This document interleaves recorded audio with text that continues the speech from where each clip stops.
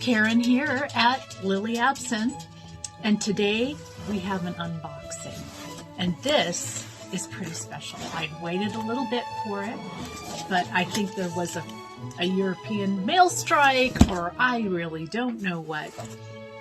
I'm excited. This is a dress that in my heart still belongs to, but I am merely the caretaker. From Madeline Eriksson of La Belle Epoque Design in Sweden. I met her a few years ago before COVID, and we went to one of her wonderful events in the town of Hue on the lake, on the banks of Lake Vaterne, in these beautiful Victorian bungalows that we dressed in 1890s for a weekend and spent time with each other and with other friends, and it was just a lot of fun. This was the dress that I met her in, and it's this beautiful brown early 90s dress, which appears to be her favorite time period. Everyone has a favorite. Mine is, I like turn of the century. Hers is early 90s, and she looks beautiful in it. So when she put it up for sale, I jumped on it, and I bought the hat about a year ago. I bought the hat, so now I have the dress. So I'm actually going to open it up, and I've got my junky scissors going, because you know what? Everyone's got a pair of junky scissors in their drawer. I have several, because I tend to like, you know, cut through pins, and you know, you ruin them once and then they're done. Ah. Here we go. It's so pretty. Oh my gosh. We have one of her cards. I will keep this forever, Madeline. This is beautiful. I just love it. Dear Karen, enjoy the dress and keep it safe. I hope to meet you again soon, Madeline. Thank you so much. I'm excited. Oh, this is so beautiful. I will keep this as well. It's a portrait taken of Madeline herself, and I don't know who was able to do this, but they mounted it onto a card, like one of the early cabinet cards, like one of the many I have over here. Except what is really cool about this, it actually has a maker on the back, and she has stamped her name. I think she actually did this herself. This is amazing. I will keep this forever, Madeline. Oh, I just love this dress. It's so beautiful. Okay, on to the brown dress. Oh,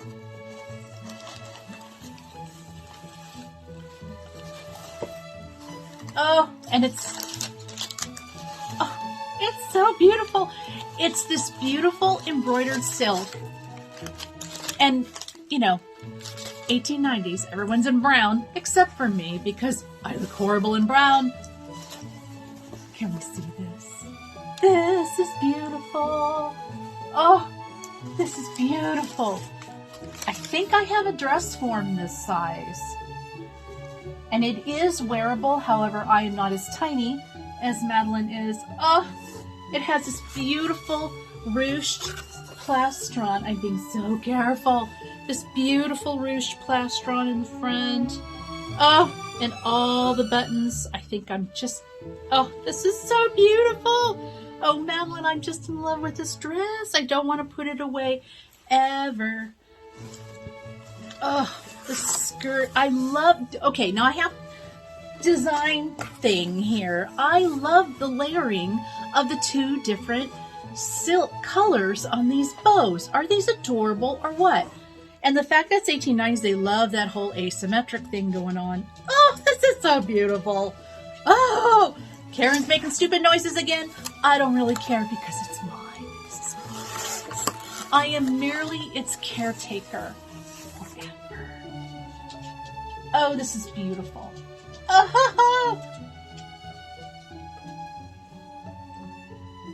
Oh, this is absolutely beautiful. And if you can see this, it's got this wonderful paint edge, and it's, of course, it's got the wonderful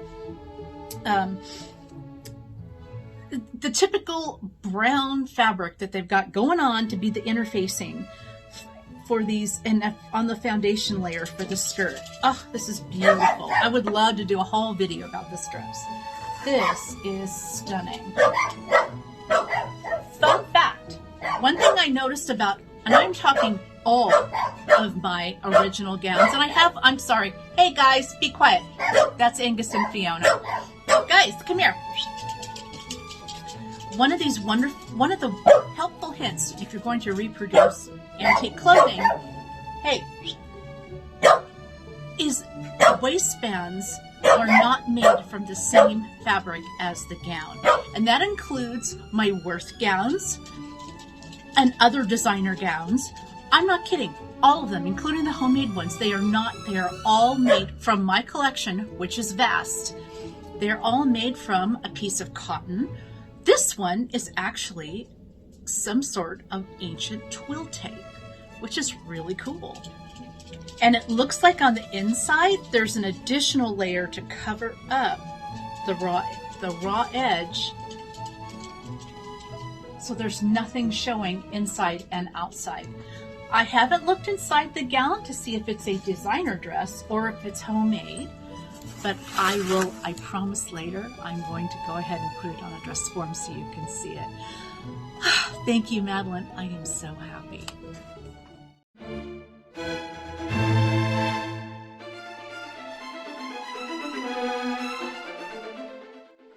I told you I'd bring the dress.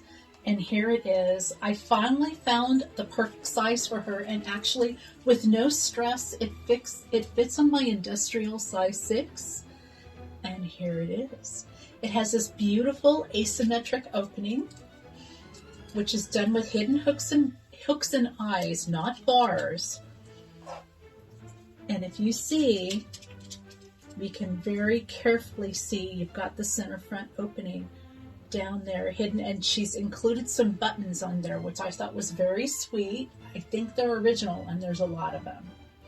So this is the hat that I purchased almost, I don't know if it was a year ago, but it was a couple months ago at least. And well, more than a couple months ago, and I'm a big collector of hats, and this is just beautiful. And when I first met her, she had all this beautiful dressed hair on top and this beautiful hat perched right on top. Just beautiful. And as you can see, this beautiful gown was lovingly tended, and it has beautiful brown lace. This was not black that faded. This was always meant to be brown. There were some colors of lace, and that's Fiona, and she matches the dress. And it's just beautiful because it is self-piped underneath. I can feel it. However, it does have some of the brown lace, and it's ruched all the way around to the little point in the back, in the center back. And if you notice the bow I mentioned before, here we have it on the sleeves as well. The skirt is simple. However, the skirt is fully lined over that brown polished cotton that I told you about before. And then there's the book fabric, which is the beautiful interfacing at the bottom. That's on the inside. But I'm going to put this right here. Actually, I'm not going to because it's going to fall. But I'm going to turn it around so you can see the back. Look at this. Oh, and silly me. I let the Petersham, I didn't hook it, but there you go. It has a center back closing. There's hooks and eyes up there. And I should have hooked that in the front, but I didn't. Oh well. And it just has some fullness in the back. I have it over a very small bustle pad and a little petticoat underneath. And this is actually a silk brocade. These are not embroidered. They are actually woven into the fabric. So this was, from the beginning, meant to be a fancy dress and not a day dress. And maybe it could have been a wedding dress, it could have been a party dress. It was not something that was worn to clean the house in or to go to the store. It was meant to be a fancy dress. And when we wear fancy dresses now, we tend to wear these, beautiful, incredible, bright colors. Well, different things for different people, and the aesthetic of the time was a bit more modest. And this beautiful sort of mahogany chestnut brown was very fashionable. I don't know, I looked on the inside and I don't know where this dress was made or if it was made at home, because there's no maker's name on the pattern tape. So could be homemade, could be dressmaker made, but it doesn't define its value. It is absolutely beautiful, and it is wearable. I would never wear it because I will never be the size, but it is absolutely beautiful. I will take some pictures later and show you some of the inside, because the inside finishing is absolutely beautiful. And I'm just really, really happy with it. The more I look at it, the more I like it, the more I want to hug it.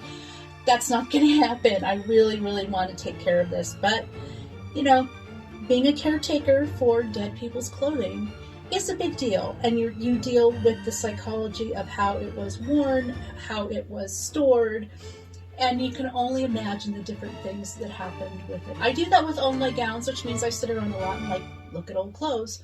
But this is how I learn. I try to relate to the physicality of the actual garment itself, how it was worn, stress points, where dirt is on it, and things like that, because it lets you know the life of the garment. So I'll have interior pictures for you later.